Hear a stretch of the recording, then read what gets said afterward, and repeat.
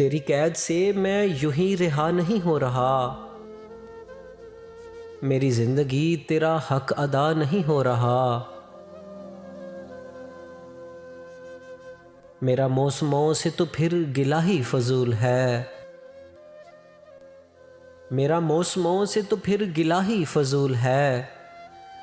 तुझे छू के भी मैं अगर हरा नहीं हो रहा। और तेरे जीते जागते और कोई मेरे दिल में है। तेरे जीते जागते और कोई मेरे दिल में है। मेरे दोस्त क्या ये बहुत बुरा नहीं हो रहा।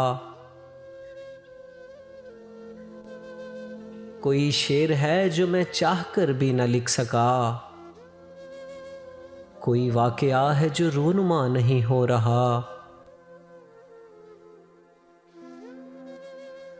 ये जो डगमगाने लगी है तेरे दिए की लो,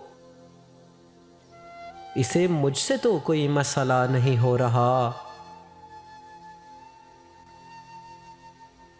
मुझे इल्म है मेरी कश्तियों में सुराख हैं, जबी पार जाने का हौसला नहीं हो रहा। तेरे जीते जागते और कोई मेरे दिल में है। मेरे दोस्त क्या ये बहुत बुरा नहीं हो रहा।